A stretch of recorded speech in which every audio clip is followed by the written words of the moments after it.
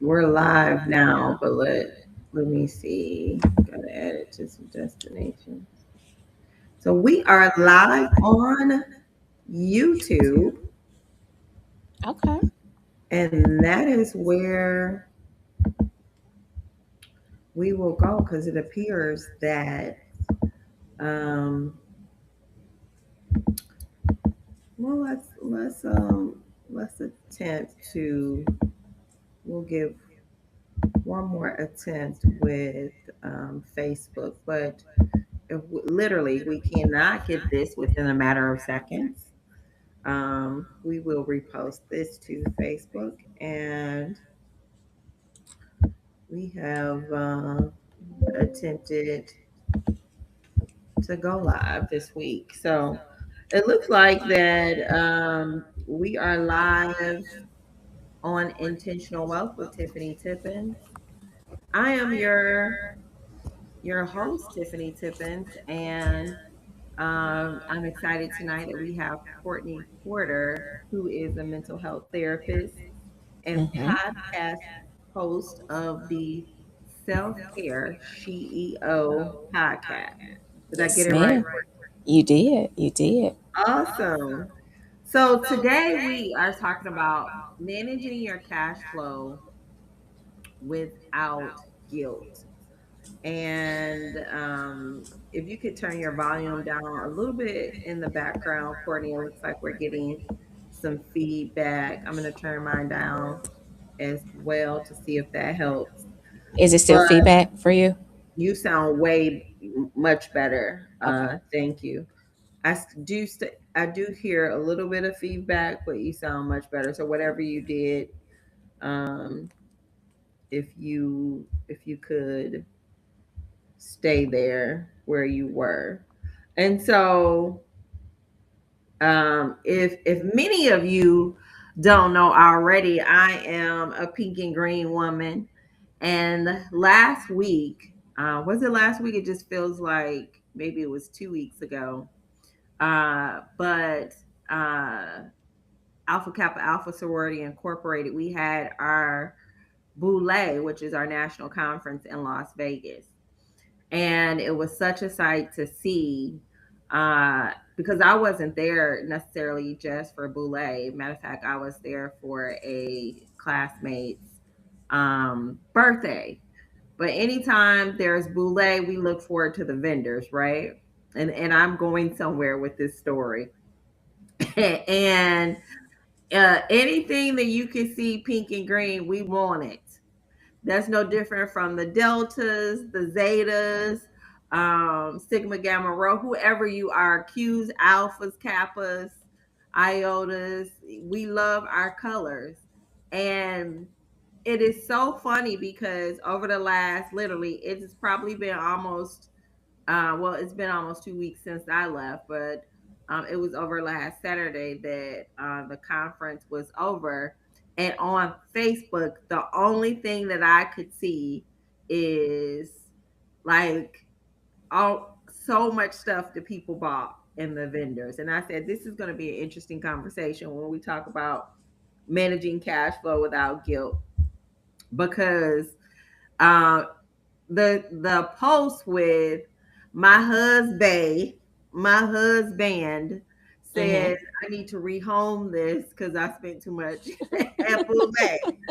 Um, and we already know Boulay wasn't cheap for those of you who went. But this could be related to anything about managing our cash flow. Whether we're shopping, you don't have to be in a sorority to get excited about your favorite things, right?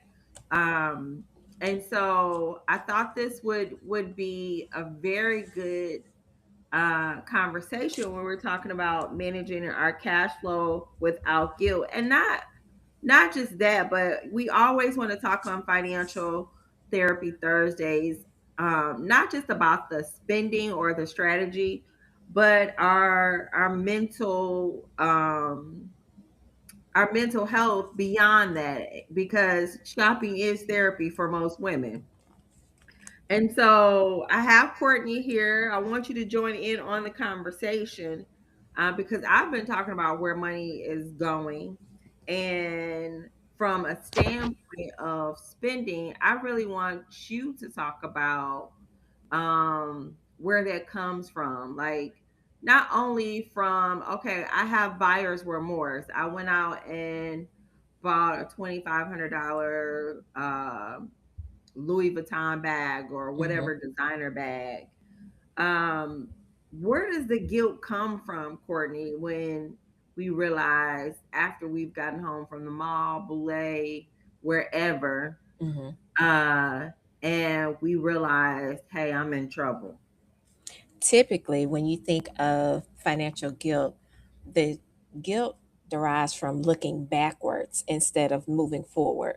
Because women and some men, but mainly women, we carry guilt about debt, overspending, saving, invest, not saving sooner, or even missed opportunities. And so then that turns into shame. And the shame tends to fuel the avoidance of even addressing the issue and taking action.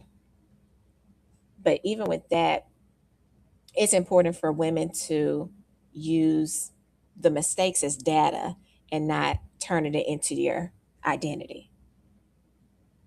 I love that, because when I first generally with a new client, when I start working with a client, and especially if we're working on cash flow, one of the first homework assignments that I will give them is, let's see what the data is saying, right? Mm-hmm. And I'll say, don't change anything. Do, manage your finances as you normally do.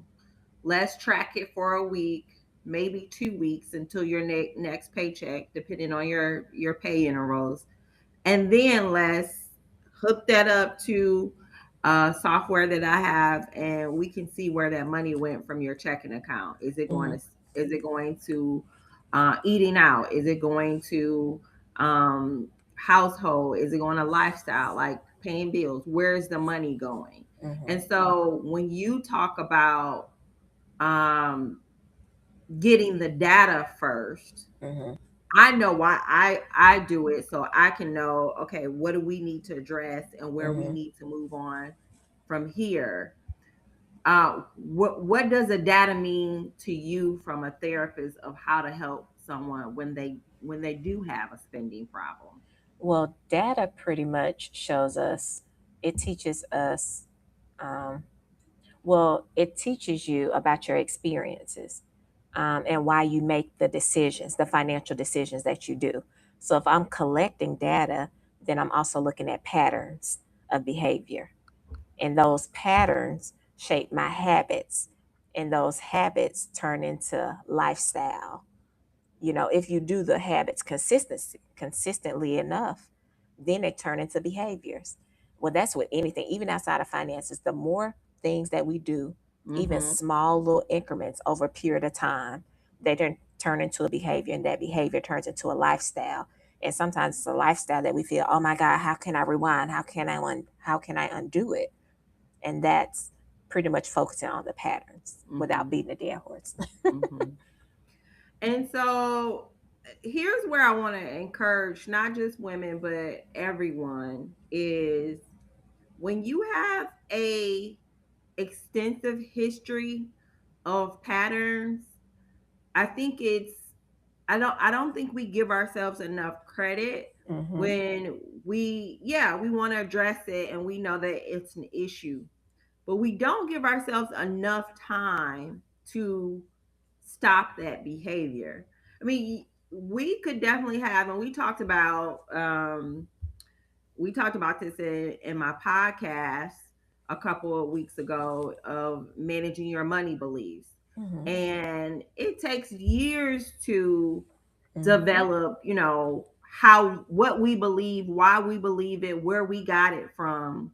And so now we get to the point of, okay, I'm recognizing that there may be another strategy Mm-hmm. or another option that's better than what I know. Um, But I think we quit too soon. Wouldn't you say we quit too soon when Mm-hmm. it's time to say, okay, we got the data, and that's with Mm-hmm. losing weight, that's with Mm-hmm. managing our money, that's with, whatever behavior. It could be smoking, that okay, Mm-hmm. we realize that okay, this is not the best decision I need to be making as an adult. Right. And now I've only given myself 2 weeks after I've been doing this thing for 10 or 20 or 30 years. And now I want to give up. How do you encourage your clients, your patients to um, uncover those learned behaviors so they can move on? One thing is really it's I wouldn't say it's encouraging them, but it's reminding them one good action is not going to undo 100 bad actions.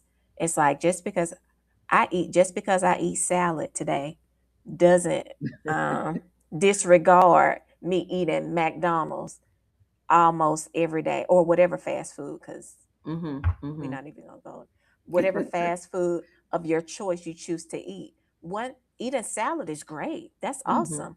But it's not gonna undo the years that you spent Mm-hmm. eating fast food and eating out all the Mm-hmm. time. But it Mm-hmm. will make a difference. You just have to Mm-hmm. continue the same Right. things that you did before. You just have to continue it with a new behavior. Mm-hmm. And it's not only behavior, but I also see it, that behavior is wrapped up in our values. Mm-hmm. And Absolutely. our values are created based off of what we believe. Mm-hmm. And And our so, experiences, how we've mhm, grown up, what we were taught. Mm-hmm. yeah, so it's almost like a series of combination. It's just Mm-hmm. like you alluded to the salad. It's not just eating salad. Now we got to go to the gym, right? Because Correct. salad ain't gonna just do it. So Mm-hmm. those little lemonade diets that me and my girlfriends used to do when we was in our 20s and early Yeah. 30s, Mm-hmm. uh, that ain't gonna work no more when you come to a certain age. And just working out or trying to lose 5 pounds, sometimes you got to do that circuit training at the Exactly. gym where you're hitting different things. And I think that's where it's wrapped up of in your Mm-hmm. beliefs, it's your values, it's the behavior that is created and intertwined Mm-hmm. with all those elements, and it's your mindset.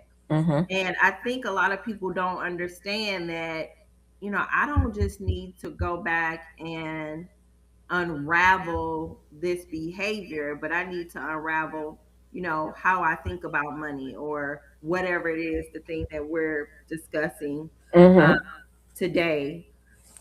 You touched on something, and it's almost with the salad issue of, we think, okay, because we get bored with salads, and so it's like, okay, Yeah. I'm going to be perfect, right? And I'm going to have a Mm-hmm. great diet until I crash. Mm-hmm. What is the perfectionism that is surrounded around money? Why do some people feel that, they have to be perfect? Mm-hmm. It almost goes from 0 to 100 of, Yeah. I don't manage money that well, but now I got to be, Mm-hmm. Mother Teresa with how I manage money. Why is that an issue? Well, that's because most people believe that they have to know everything before improving their finances.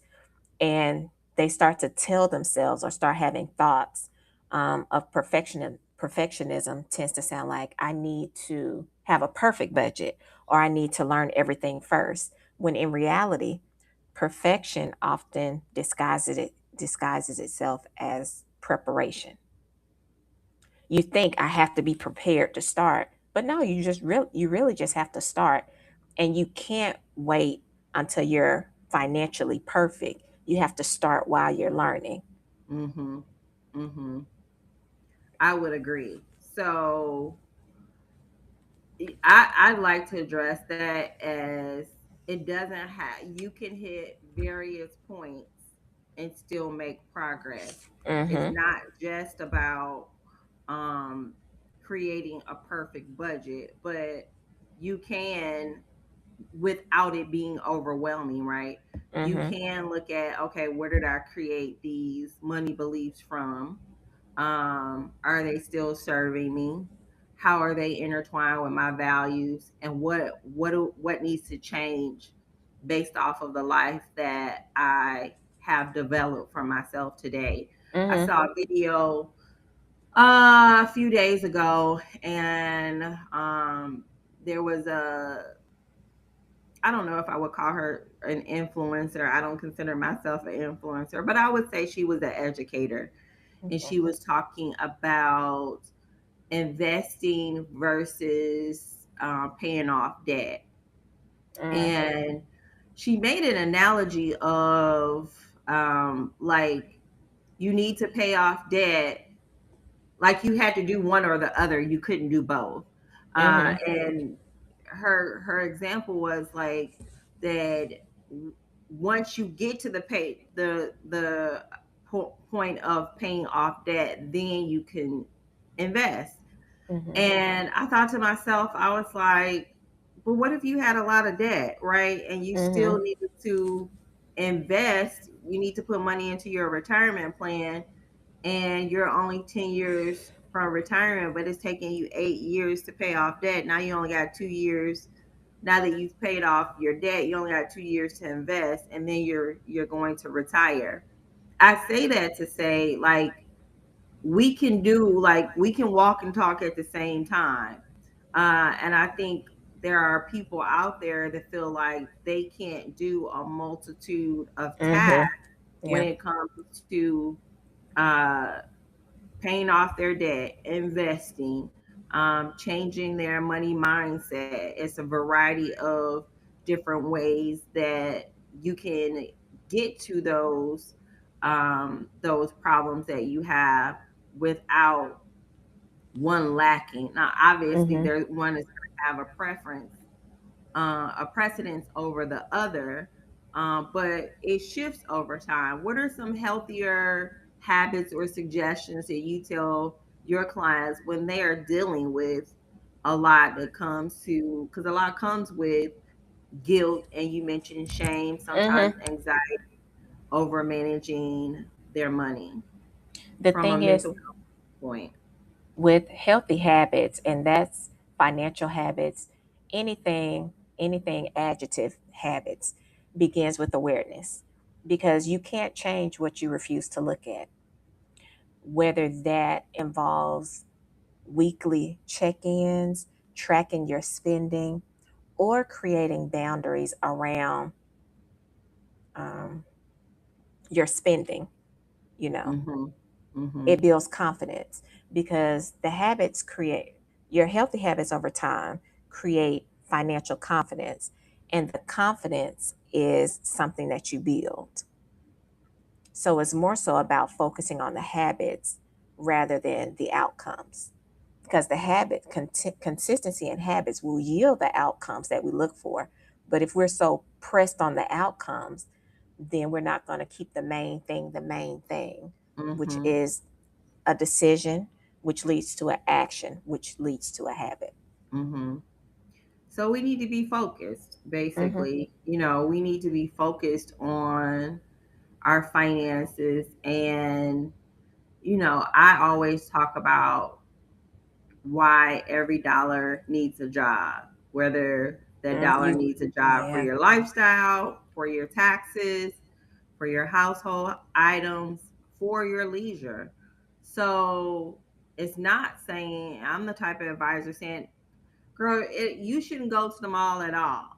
Mm-hmm. I'm saying, let's not go to the mall Monday through Saturday, right? Right. Just pick a Um, day. exactly. Yeah. And then, again, it's collecting the data as you stated in the beginning. And then we address, okay, now we know where the Mm-hmm. issues are. Let's cut back.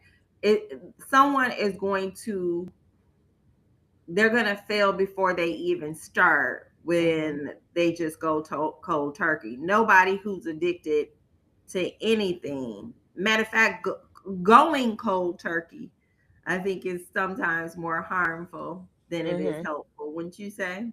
Yeah, because the restriction that you give yourself sometimes, depending on the person, can increase the desire, which which is what causes people to relapse. When you strip somebody from something that they've been conditioned to for years on end, it's almost like your body is starved from what Mm-hmm. has fueled it. That's why you being gradual about removing certain stimuli, from your day, whether it is, if I'm used to going shopping, like you mentioned a few minutes ago, every day, you know what, instead of 7 days a week, let me do 6. Like, just take baby steps, but still steps. A baby step is still a step forward. And don't Mm-hmm. rush it or overwhelm yourself. Or the overwhelm is going to create anxiety. And then anxiety is going to create, oh my God, what if I mess up? And it distracts you from focusing on, but what if I don't? What if this step that I'm taking will actually work? Now, let me be clear. I'm a fiduciary. I'm Mm-hmm. not saying continue to be irresponsible. That is Mm-hmm. definitely not what I'm saying. And I don't think you're saying that uh, as well. What Right. I am saying is, I think a lot of times, especially when dealing with adults, um, you can speak from the heart, you can have the best intention, but when you tell an adult that they can't do something, They gonna do it.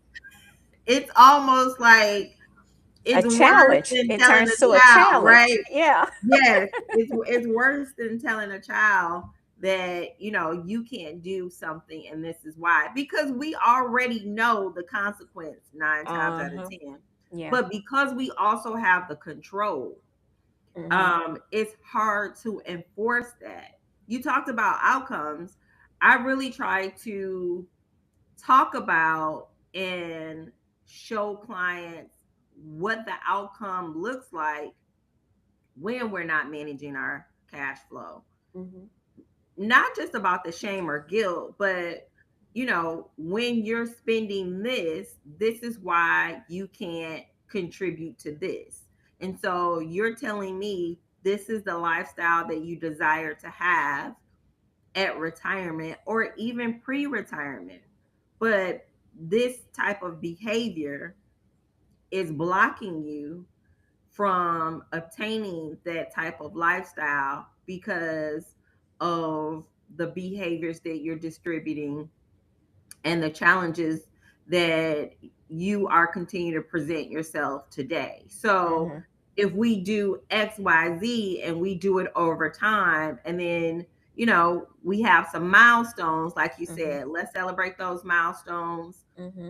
and let's be accountable, and then let's move forward. So it's not saying, I think, and you're right, it depends on the person, because some people are like, I'm going to be about my business and I'm going to Mm-hmm. do XYZ because I want to achieve this goal, and they will Mm-hmm. accomplish it. However, there are others, I Mm-hmm. think probably more than we like to admit, Mm-hmm. that would say, I know what I said, but it's a challenge for me to get from A to B. And Mm-hmm. so that's where the gradual strategies says, instead of stripping this all away, instead of, cutting your favorite latte, or cutting you going out or taking certain vacations, let's change that. And now we can hit these milestones so you can accomplish these end goals, because for me, they're not my goals, they're your goals. And I Mm-hmm. try to put the earnest back on the client. Wouldn't you agree? Mm-hmm.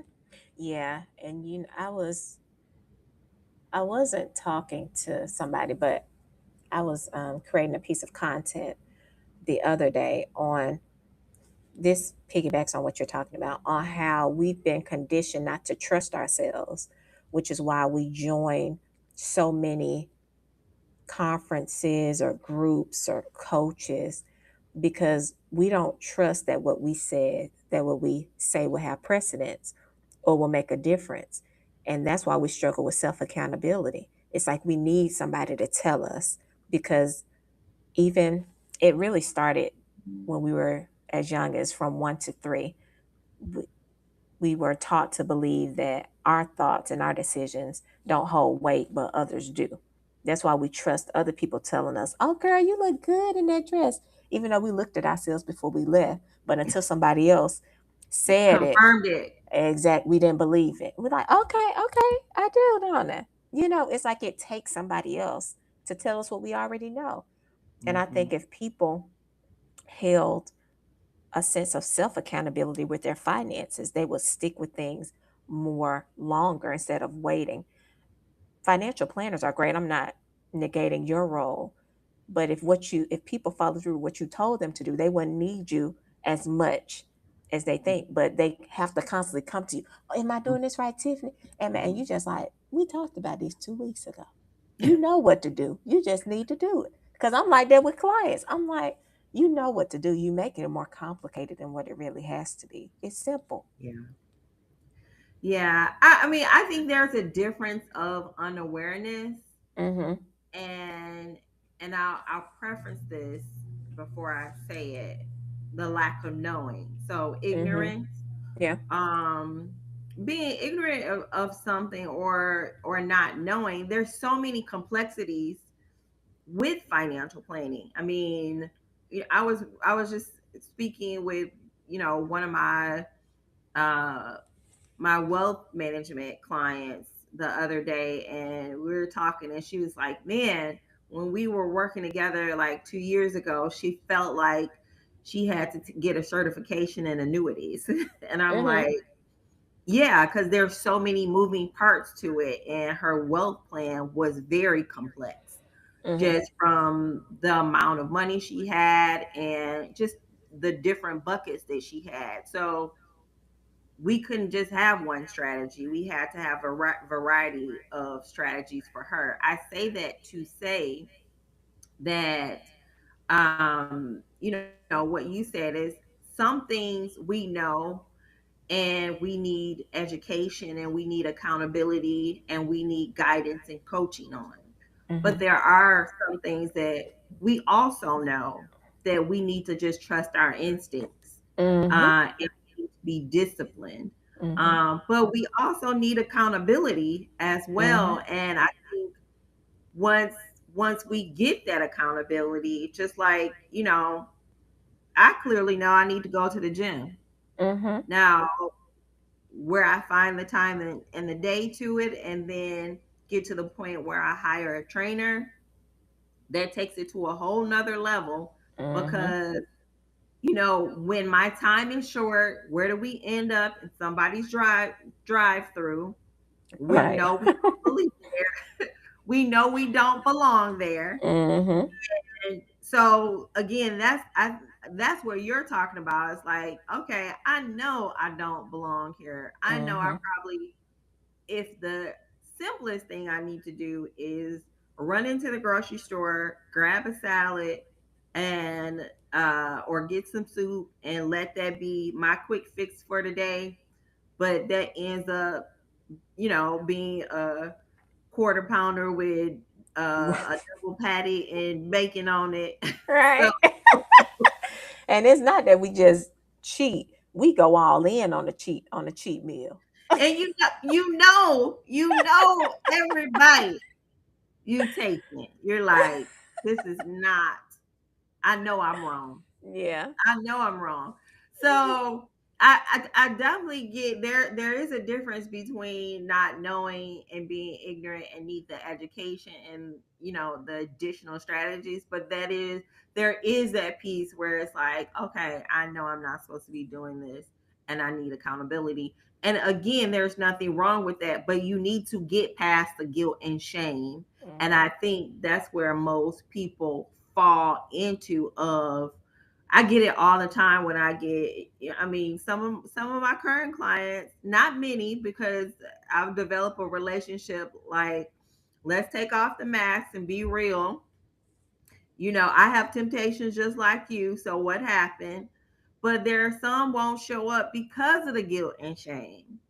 And it's like I can't help if you know you don't take off the mask, because I think shame isolates us. Shame is from the devil, Mm-hmm. if you ask me. Mm-hmm. And it keeps Mm-hmm. us in a place that we can't grow, we can't prosper, we can't move forward. Um, it's a trap. Shame is definitely a trap, wouldn't you say? It is. And one thing that I've learned in my career, there's a difference between guilt and shame. Guilt is acknowledging that I did something wrong. Shame says that I am wrong.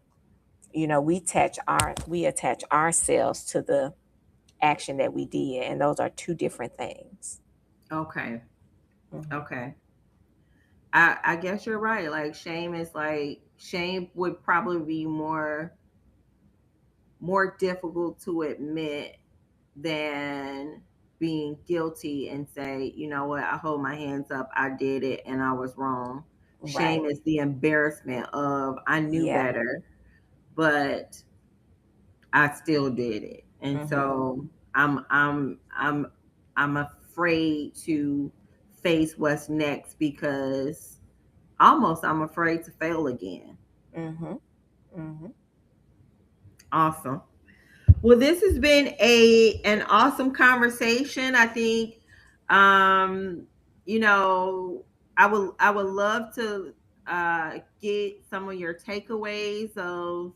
I know one of the things for me is grabbing that data of Hmm. examining whether that's journaling or just paying attention to the day to day spending habits that you have. What are some for you? One is that you don't have to be perfect to start, because the more perfect you think you have to be, the less action you're taking in the process. And you can't confuse yourself to believe that perfection, I have to be prepared. When it's a learning process, everything that we do is a learning. As a parent, I'm not one yet, but just a parent doesn't know all the components of being a parent until they have the child, and then they Right. figure it out. Even with books, Hmm. it's still something in a book based on something that wasn't your experience. It's that person's experience. So no matter what we have to do in life, it's a learning curve in everything. We learn and we Right. grow. And it's showing up. Sometimes it's just being present and like Mm-hmm. you said, putting down that shame, showing up, saying, you know, these are the issues that I have. Because if you don't do that, and that's the acknowledgement part, right? Mm-hmm. If you don't do that, you can't get the help that you need. Exactly. And that doesn't matter what part of your life is, whether it's finances, whether it's your mental health, whether it's your Mm-hmm. physical health. Um, I think I think especially in our society today and with social media, Mm-hmm. we're it is just ridiculous of how we can't show up imperfect. Everyone thinks that they need to be perfect to show up. And um I've been doing this work for over 2 decades, Mm-hmm. and uh this whole curve, we've been trying to work out this technical these technical issues with the video, and but you still got to show up. Like, you cannot just not show up because Mm-mm. something doesn't go right. And I think with this microwave society, we Yep. think, oh, we can snap our fingers and things are going to be perfect on the first few tries, and then we don't succeed during Mm-hmm. those first few tries, and then we have to quit. So, Right. And I sorry. go ahead. Now I'm saying people like to see, we're so scared of making mistakes, but people like to see the humanity in mistakes. They're like, well, if they messed up and they kept going, then it's okay to mess up because it still turned out. You didn't give up. You didn't throw in the towel. You just learn how to pivot. That's all. It teaches you how to pivot. Well, one thing that I love, since we've connected, and it was just another way for me to get out there and be known and be seen, was launching my podcast last year. Mhm. And although I haven't created a million episodes yet, I'm still learning with Me that. either. But it's been a blessing because I've always wanted. I know that there is such a thing of behavioral finance, and a lot of times when I talk to clients, I like to get to know who they are first before we talk about their money. And a lot of times, what I see is there is money mindset blockage. Mhm. I already know, just because I've worked in this field so long, that there's a lot of mental, when I say mental health, I'm not saying Mhm. that you're crazy, right? Mhm. But I'm just saying that there's a lot of barriers around money beliefs, Mhm. that people, we are stuck in survival mode, and Mhm. sometimes clients, they have more than money issues going on. It's Mhm. more than about money, and they really need to talk to a therapist. So when you and I connected, and we talked about collaborating, I think financial therapy Thursdays are an excellent way to just display both of our professions, Mhm. because they do intertwine, and some people do need the therapy, Mhm. with talking out of where I get these patterns from, where did these beliefs, these behaviors, Mhm. these values develop, and again, are they still serving me, as a 30, 40, 60-year-old woman I am today? And how can I continue to make these mistakes Mhm. and make better decisions, not only for myself, but also for my financial future? And then people have to realize that financial decisions aren't logical, it's emotional. And I always say that money yeah. is more than technical. Mhm. It's almost 90% emotion. hmm And just like you said, our belief system influences, but even our stress level, our belief system, and even our self worth and past experiences shape how we earn, how we save, even how we invest. And I'm pretty sure you talk about this with your people, but we have to really, financial wellness is really changing our relationship with money. Hmm. It's really healing our relationship with money. If we can heal that dynamic, then we'll be better stewards of our finances. Well, it is definitely a relationship. Mm-hmm. And any relationship, you need to nurture it, you need to cultivate, Mm-hmm. you need to invest in it, in order to build that relationship, and you need to get intimate with it. And I think, you know, once we look at it from that viewpoint versus, you know, then it just being a tool, we have to look at, what is our relationship with money, and Mm-hmm. how are we managing it. um and just as our money beliefs, behaviors, and values have been shaped, Mm-hmm. we're developing another generation where we're passing that Exactly. down to our children and Mm-hmm. our grandchildren. So we definitely need to um, stop the cycle. Some things are great, what we've Mm-hmm. learned, and what our elders have Mm-hmm. taught us. I mean, we're a resilient nation. We're a Mm-hmm. resilient race. Mm-hmm. Um, but there are other things that we need to put the brakes on, and Mm-hmm. put the brakes on immediately, Mm-hmm. so that we are not creating barriers, um, to opportunities, that where doors are open but we can't walk through them, Mm-hmm.